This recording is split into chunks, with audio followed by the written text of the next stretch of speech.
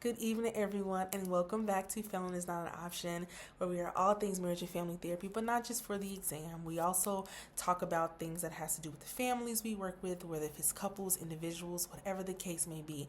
I know we had a few discrepancies in the Kahoot game that we did on Sunday, and I apologize.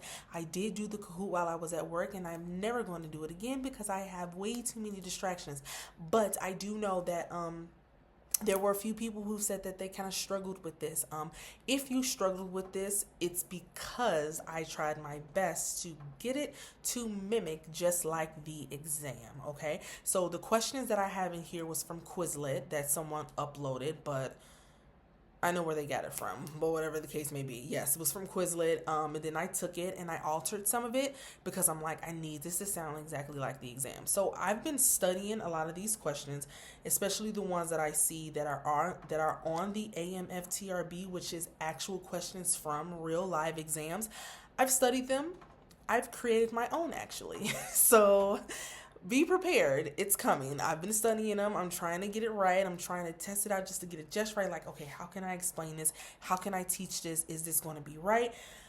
So yes, bear with me. I do have something in the works, but let's dive into these questions that I did and kind of altered myself. We're going to work through them. We're going to treat them as if we are taking the MFT National Exam, okay? So let's get started with this first one, and we're going to slowly walk through these and also work through some of the answer responses as well. This is going to be part one. I'm going to do part two because it's going to exceed way more than probably 30 to 40 minutes with how in depth I want to put this as, okay? So we have a therapist that has been assigned to work with Jimmy, who's 16. He recently was rescued from a fire caused by faulty wiring. During the first session, the therapist notices that Jimmy's parents frequently speak for him and interrupt when he tries to answer questions. According to structural family therapy, the therapist's first step should be to do what? Before we look at these answer responses, go back to that question. Like I said, we are treating this as if we are taking this MFT National Exam. You are going to be highlighting some of the important pieces that you see in this question. Now, some of it is fluff. Some of it you don't even need to be paying attention to, right? But we do need to be paying attention to the fact that it says, according to structural family therapy, the therapist's first step should be to do what? If you take a look at those answer responses, it has nothing to do with the question. But for good practice, highlight the importance, right? He's 16, rescued from a fire. First session is what you need to be listening to. When you're reading it, first session I need to hear. First session I need to pay attention to when I'm saying it to myself so that you don't forget it. This is the first session. What is a structural therapist going to do in a first session? A says to educate the family about typical trauma responses. You know, structural family therapists don't do that. That sounds like psychoeducation, and they don't do that. B says, encourage Jimmy to express his trauma responses. Here's the thing about B. I don't care if this was a strategic question, object relations question, narrative therapy or whatever. We have to be very careful when an answer response is telling us to express a client's trauma experience. It's the first session and it might be too soon. You risk re-traumatizing that client. Keep that in mind. C says, assign a task for the family to complete between sessions. This is just the first session, and assigning a task is something you do in the middle phase. We're moving too fast with C, get rid of it. D says, explore and observe the family interaction patterns. I get it. It's some trauma that's going on in this answer response, but the trick to this question is, according to a structural family therapist, what will a structural family therapist do? That is how you have to think when it comes to these questions. Okay, let's do another one. A therapist is working with Jimmy, 16. He was recently rescued from a fire caused by faulty wiring. This is about the same question, but it's different at the end because now it's going to be what is a strategic family therapist going to do? If you feel you need to reread the question again, reread it again. If not, just skim it, go down. Once you find out it's the same question, a strategic family therapist wants to intervene. That's important, and we still need to make sure that we are paying attention that this is a first question. Which of the following strategies would be most appropriate to use first? I hear it, I'm listening to it as I'm saying it.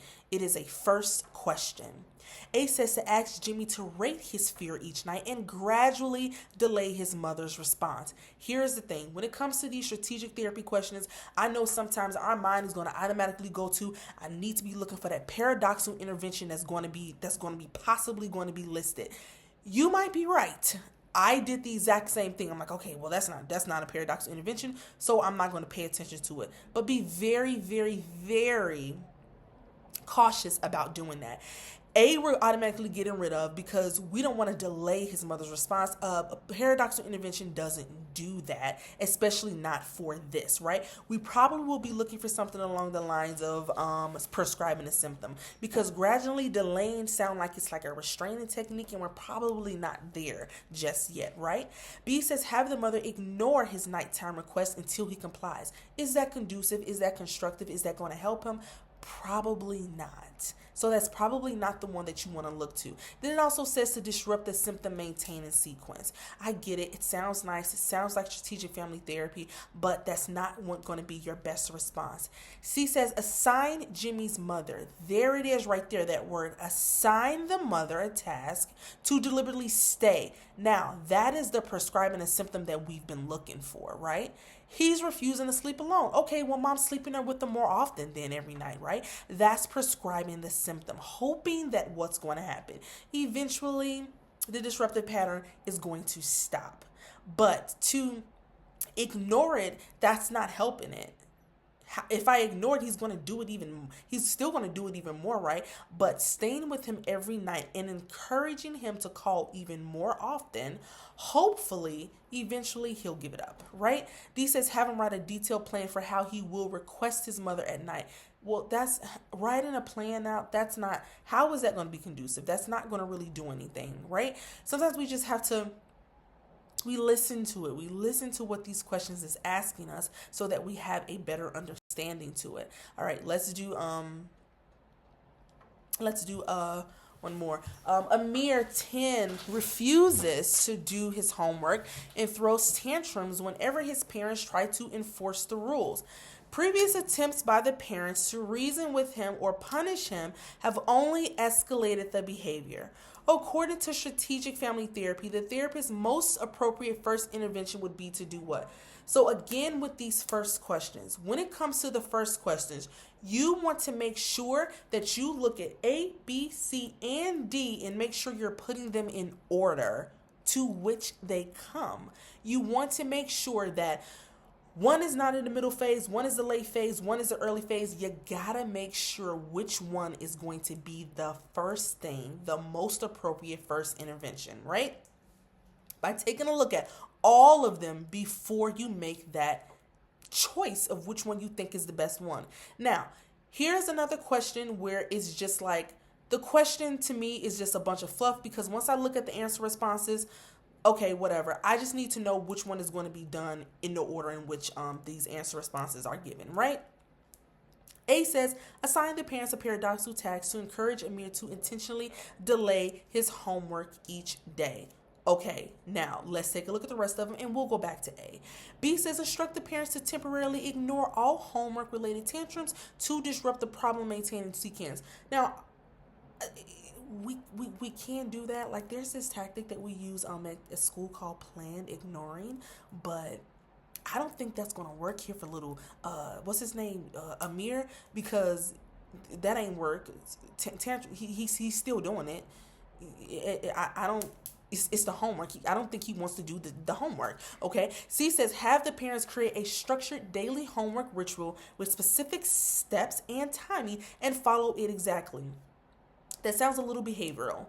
That sounds a little, okay, well, let's get this little chart, this little star chart or something up, this schedule chart up, and let him see it visually and do it. It doesn't sound too strategic to me. Although, They use the word ritual in there. I get it, but this sounds more behavioral to me. C does.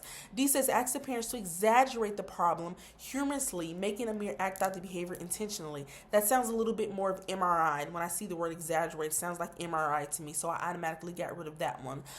So if we go back and look at A, assign the parents a paradoxical task. That's that word that we're looking for, right? To encourage Amir to intentionally delay his homework each day, right? But if you take a look at what B says, instruct the parents to temporarily ignore all homework-related tantrums.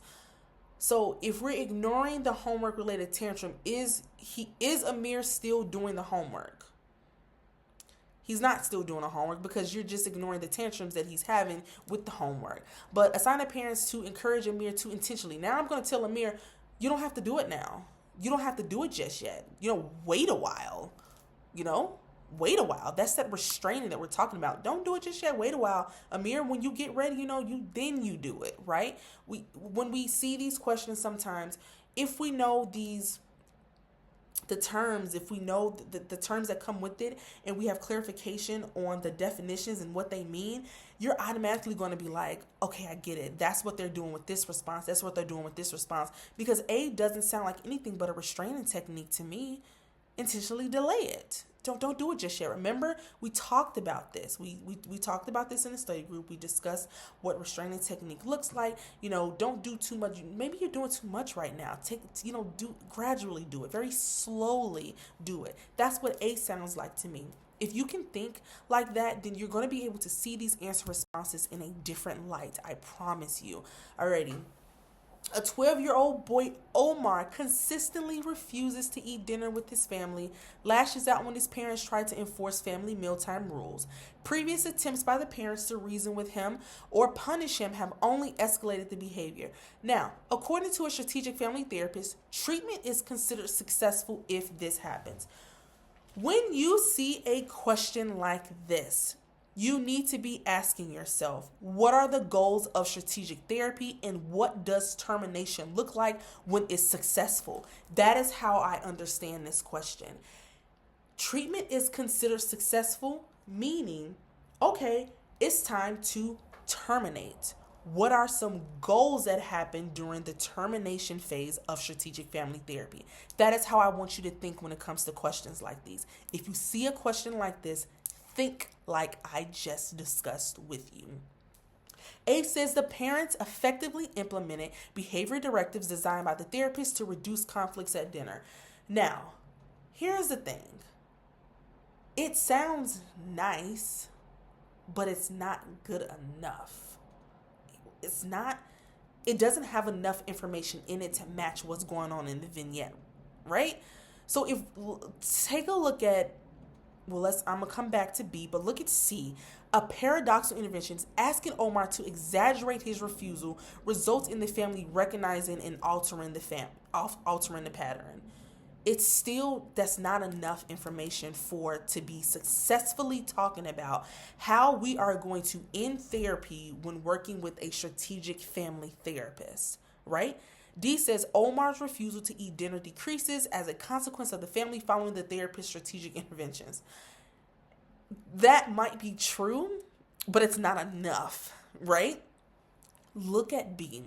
The family's problem maintaining interaction, that is key. That is so crucial. That first part, the problem maintaining interaction sequences around the mealtime has been disrupted, leading to a calmer mealtime. If you go back and look at the vignette, the parents have been trying to enforce these mealtime rules, but it has not been successful.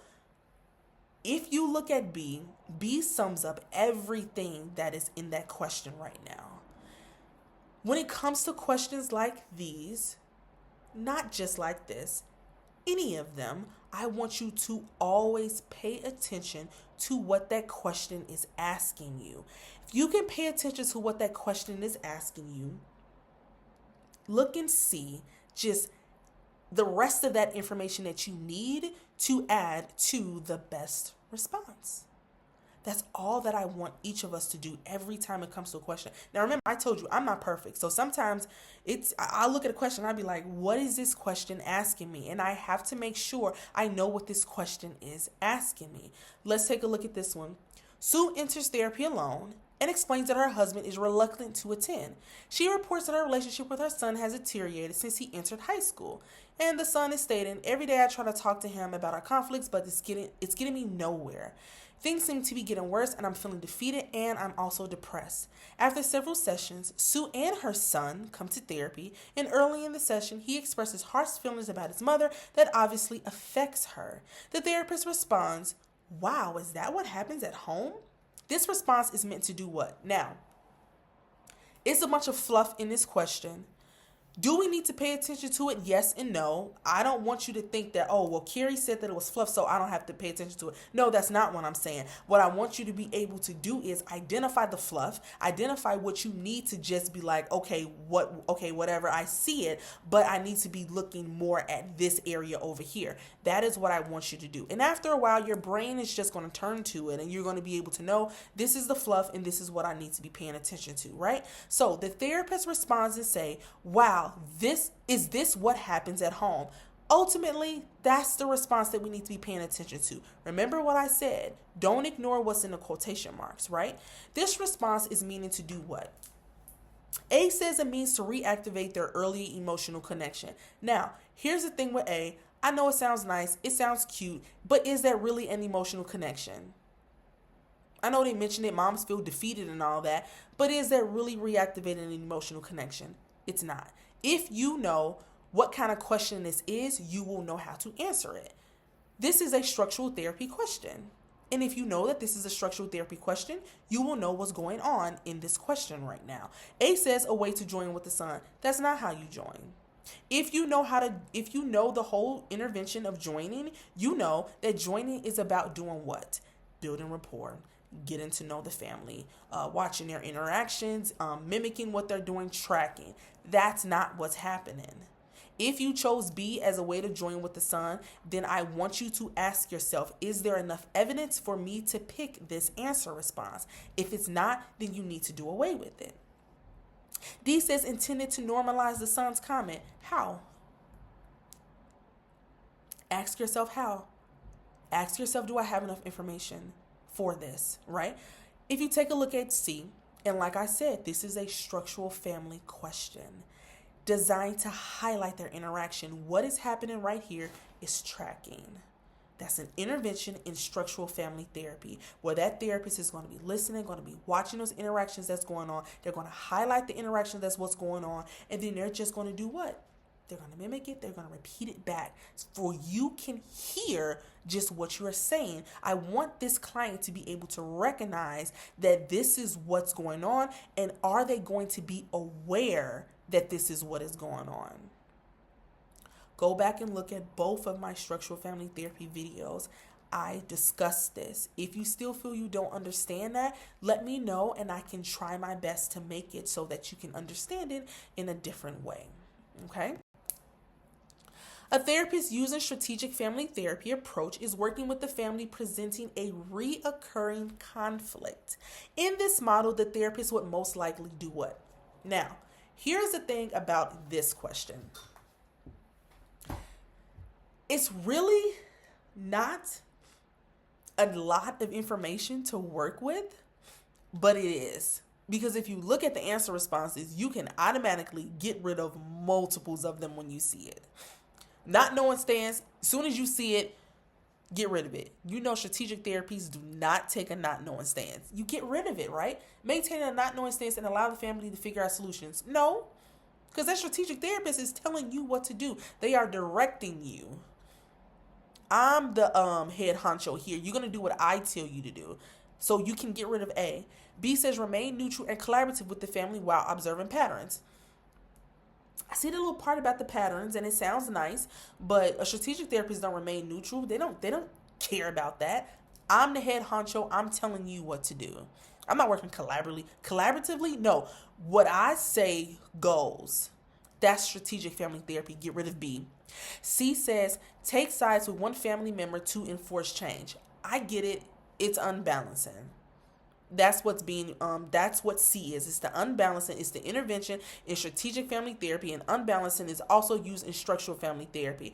But they asked you how, a therapist using a strategic therapist approach is working with a family with a reoccurring conflict. And taking sides ain't about to help with the reoccurring conflict. Make sense? D says take responsibility for designing interventions to produce change rather than relying solely on insight or discussion. Strategic family therapists design interventions that is going to do what? Disrupt that reoccurring conflict. Taking sides ain't about to disrupt the reoccurring conflict. They don't rely on insight or discussion because, like I said, look, I don't care what you about to tell me right now. This is what you about to do. We don't want to hear no discussion. What I want you to listen to is what I'm telling you what to do. That's what a strategic family therapist is going to do. Okay, let's do two more. A family comes to therapy presenting a recurring conflict. Oh, there it is again. Involving a child acting out at school. According to structural family therapy, treatment is considered successful if this happens. Here we go again with the considered successful. Treat it the exact same way that we discussed strategic therapy treatment. I want you to keep in mind that there are goals even when you are terminating. In termination, you have goals that you want to reach. So how do we know if the treatment is going to be considered successful, right? We know the goals of structural family therapy, but we want to be able to know if treatment is going to be successful in that late phase that's going to let us know it is time to terminate, right? A says the family demonstrates more functional hierarchies with parents assuming appropriate authority and children engaging respectfully. Now, here's the thing about A. It sounds nice, but when it comes to looking for those goals and it being successful, you have to look for those goal formulating words. It's not mentioned there. More functional hierarchies, assuming appropriate authority, and child engaging respectfully. No, that's not the overarching goal of structural family therapy, to know that treatment has been successful. B says subsystems within the family have clear boundaries and roles, reducing conflict and confusion. The thing about this one is subsystems is the only thing that is mentioned. It's not just about the subsystems in structural family therapy, automatically getting rid of B. C says family members interact in ways that maintain connection with addressing disagreements, constructively reflecting a balanced structure. It sounds nice, but no. Let's look at D. There has been a shift. A shift is the term. Shifts, alters, reorganizing are those terms that lets you know that these are goals of structural family therapy. Shifts, altering, restructuring of the hierarchy, healthier functioning, right? There's been a shift. The family's interaction patterns have altered. The family's boundaries have altered. The hierarchies have altered. The hierarchies have shifted. The interaction patterns have shifted, leading to this, leading to healthier functioning. That is the words, the terms, the phrases that I want you to look for when it comes to successful treatment in structural family therapy. For successful treatment in strategic family therapy, you want to look at words like what? Successful disruption of patterns. The maintaining symptom has been disrupted, leading to this. Altering disrupted patterns, leading to this. A shift in disrupting patterns, leading to this. Those are the words, the phrases, the terms that I want you to look for when it comes to goals of these two theories. Okay, let's do one more. A therapist is providing couples counseling to Kim and Shelly. Oh my God, y'all, this is the one that I had messed up, but I hope I fixed it. The partners report that most of their escalating arguments are about differing financial priorities.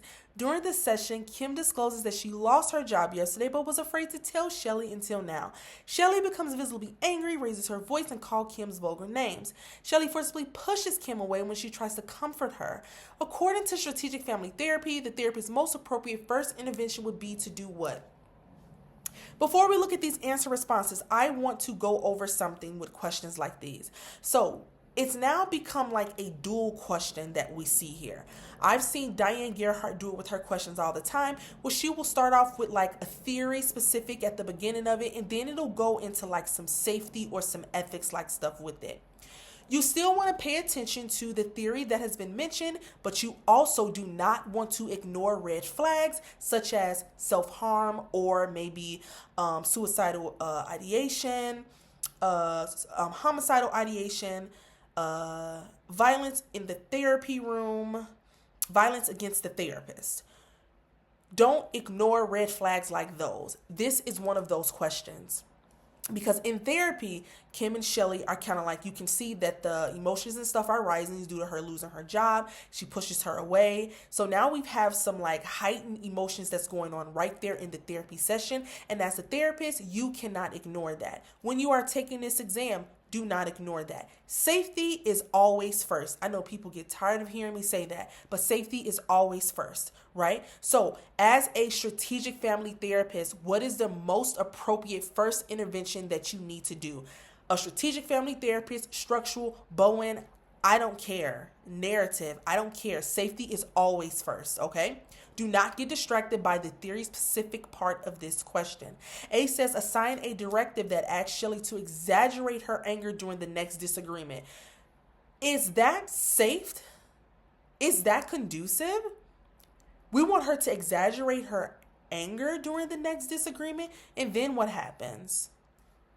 That's not safe. I don't think that that is very ethical, at least not to me. I wouldn't say that. C says, give the couple a specific task to practice non-escalating conflict behaviors at home, following strict rules designed to break the pattern. A and C has you ignoring that in the therapy session, Shelly has become visibly angry, and we need not to ignore that. D, coach the couple, same thing. Ignoring the fact that Shelly is angry and has now put her hands on her partner while in the therapy room. We cannot ignore that, leading B being the best answer. You need to interrupt that current interaction and instruct both partners to pause until they can engage without escalating. Some of the questions, especially when it comes to IPV, whether if it was at home or in the session, may have you saying like, separate them. But that was not one of the best answer responses. B was your best answer response. I think I've spoken a lot about don't always look for the obvious response, because sometimes that obvious response won't be there. That obvious response was not here, but B has you interrupting that current interaction, pausing until they can engage without escalating. Though it does not say separate, B is the best answer of the four. I'm going to do 30 minutes. I'm looking at the time right now, so let's do one more. When developing a treatment plan with a family experiencing violence, a strategic family therapist must first understand what? Again, this is another one of those questions. It's theory specific. I know we need to still pave way to both that and also the fact that there is a red flag of violence that is mentioned in this question, right? So it's not a lot of information that has been given, but that's okay because we're going to work our way through the best answer anyways, right? So a strategic therapist must first understand what when working with a family that is experiencing violence. A says the structure of the extended family system. As a strategic family therapist, I've been beating it in our brains for the past few weeks now. We don't concentrate on the past. We don't care about the past. A strategic therapist does not care about the past. Get rid of A. D is also historical factors causing or presenting problem. Historical factors have nothing to do with presently what is going on because strategic therapists are in the here and now. Get rid of D. B says a therapeutic goal defined by the most influential family member. Why do I care what the most influential family member has to do when it comes with violence in the family? It ain't the most influential one. We know that strategic family therapist draws from systems theory. It's not just the one person. The whole is greater than the sum of its parts. You can get rid of B. C says the critical patterns in the symptomatic cycle that must change. That is the best strategic response in this question. You first need to understand the critical patterns that is in that cycle. cycle, symptomatic cycle, patterns, behavior patterns, interaction patterns. Those are those words, terms, and phrases that I want us to all pay attention to when it comes to strategic family therapy.